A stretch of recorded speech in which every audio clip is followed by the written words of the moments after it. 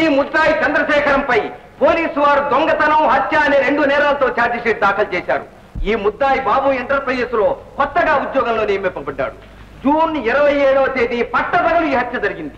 అంతకు ముందు రోజు అనగా జూన్ 26వ తేదీ రాత్రి 11 గంటలకు ఈ ముద్దాయి తన భార్యతో సురేంద్రనాథ్ ఇంటికి వెళ్ళాడు. సురేంద్రనాథ్ అతన్ని నమ్మి ఆదరించి తన గదిలో చోటిచ్చాడు. ఆ గదిలో డబ్బు బీరువా, ఆ బీరువాలో లక్షలాది డబ్బు, ఆ పక్కనే తాళం చేతులు ఉన్నాయి. ఎన్నడూ అంత డబ్బు చూడని ఈ ముద్దాయికి ఆశ పుట్టింది. మంచి అవకాశం లభించింది. డబ్బు దొంగిలించి పారిపోతున్న సమయంలో సురేంద్రనాథ్ డబ్బు కోసం ఆ గదిలో ప్రవేశించాడు. ముద్దాయికి ఏం చేయాలో తెలియక కంగారుతో సురేంద్రనాథ్ను కొట్టి ఘోరంగా హత్య చేశాడు. అబద్ధం, పంచబద్ధం, నేను దొంగతనం చేయలేదు. ఆ బీరువాలో డబ్బులు తగ్గుతాయి నాకు తెలియదు. ఉదయమే ఆఫీస్కి వెళ్ళిన నేను నా జేబులో బస్సు లేకపోవడం చూసి ఇంటికి తిరిగి వచ్చాను. నేను వచ్చేసరికి ఆ గదిలో సురేంద్రనాథ్ నా భార్యను బలాత్కరిస్తూ ఉండడం కళ్ళారా చూశాను. కోపంతో ఒళ్ళు మండిపోయింది. నా భార్య శివాన్ని కాపాడడం కోసం అతని మీద తలపడ్డాను. ఇద్దరం తీవ్రంగా దెబ్బలాడుకున్నాం. ఆ దెబ్బలాటలో అతని పికాక్స్ మీద పడిపోయాడు. అంతే.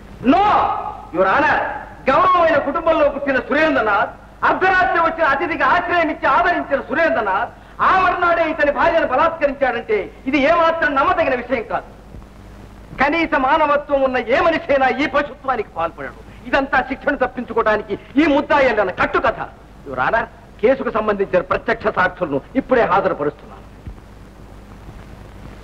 వీరు రవీంద్రనాథ్, సురేంద్రనాథ్ గారి తండ్రి.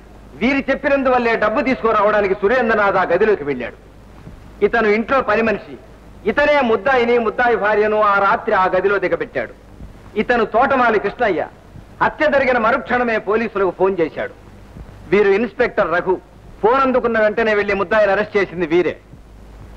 వీళ్ళందరి సాక్ష్యాలు ఈ హత్యా నేరానికి ఆధారాలు.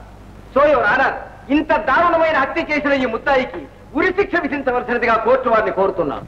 యువర్ ఆనర్, సత్యాన్ని అసత్యంగా రంగులు మార్చి వీళ్ళంతా మీ ముందు చెప్పారు.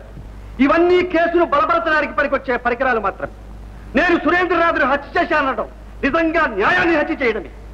తన తల్లో, భార్యో, చెల్లెలో ఏ స్త్రీకైనా తన కళ్ళెదుటే అవమానం జరుగుతుంటే మానవత్వం ఉన్న ఏ మగాడైనా చూస్తూ ఊరుకోగలడా? మీరే చెప్పండి. నేను కేవలం నా భార్య శీలాన్ని కాపాడడానికి అతని మీద తలపడ్డాను. అది మనిషి అయిన వాడి కనీస కర్తవ్యం, ధర్మం. అంతేగాని అతని చంపాలనే ఉద్దేశం నాకే కోశానా లేదు. దేవుడు సాక్షిగా చెప్తున్నాడు, నేను నిర్దోషం, నిరపరాధి. ఇది నిజం. ఆ నిజం నిజంగా నిలబడలేదు. చంద్రం మర ఎవ్వరూ ఆలకించలేదు. చచ్చిపోయిన సురేంద్రనాథ్ తండ్రి లక్షాధికారి. డబ్బు, పలుకుబడి, అసత్యాన్ని సత్యంగా నిరూపించగల శక్తి ఉన్నవాడు. అన్యాయాన్ని న్యాయంగా న్యాయస్థానంలో నిరూపించాడు. మా నిండు సంసారాన్ని 2 ముక్కలు చేశాడు.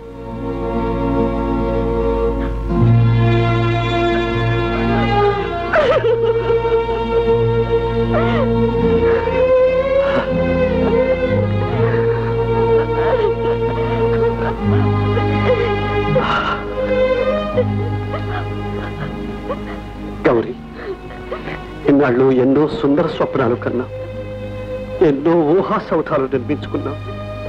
అవన్నీ ఒక్కరోజుకి కుప్పకూలిపోయి. గౌరీ, నీకు సుఖ సంతోషాలకు బదులు కష్టాలు, కన్నీళ్లు మిగిల్చి వెళ్తున్నా. నన్ను